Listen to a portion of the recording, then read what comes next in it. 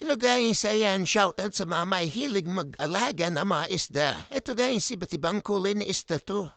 So kung gusto niyong bumili dito lang sa may pag-akit ng tulay dito sa papuntang cruise, Ligin to Bulacan. Ayan, iba't ibang klase na uri ng isda. So ayan guys, so apakaganda talaga nila. Yung mga kulay talaga nila, ang ganda-ganda. Ito mga guys, ay maliliit na isda. Bumili ako ng halagang ay ilang piraso, 10 piraso yun. Habili ako ng 10 piraso kasi talagang mahilig din ako mag-alaga ng isda guys. So dito ako bumibili. Dati din sa Cruz kaso wala na, nagsara na sila kaya dito na lang ako bumibili. So araw-araw may mga bago silang paninda. Ayan, puro laging bago yan guys kasi mabilis maubos. Sa hype nga pala guys Red Earth Sliders, ayan. Nabili ko yan guys, yun yung binili ko sa kasi itong dalawang hamster na to, kumuha ko din dalawa. So, napakaraming pagpipilian guys. Sobrang dami nila. Kung titignan mo talaga ang sarap sa mata. Saka hindi niyo ba alam guys na itong mga isda, swerte to sa loob ng bahay.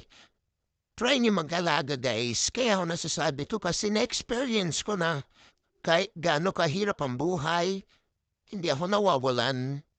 Lagi ako meron, so sobrang totoo talaga to na totoo na pag nag-alaga ka ng isda, madaling pumasok yung pera sa iyo. So try niyo din mag-alaga guys, malay niyo diba? Hindi naman masama mag-try. Try lang na try hanggat nabubuhay tayo. So, ito na yung mga alaga nilang daga. Ayan guys, nakakatuwa pag naglalaro. Tapos yung isla pa, ayan. Maraming klase dito guys, so hindi kayo magsasawang tumingin dito kasi marami kayong pagpipilian talaga as skin. Sobrang dami. So, pag pumunta kayo dito, napakabait pa yung may-ari nito base kasi binigyan pa ako ng free na pagkain ng binili kong isda. So, ayan. Ayan, kulay pink. And guys, nabubulol na ako. Basta kung gusto nyo mag-alaga, try nyo pa rin. Try nyo talaga kasi swerte ang isda sa loob ng bahay. Lalo na sa loob ng, tindahan nyo. Ayan.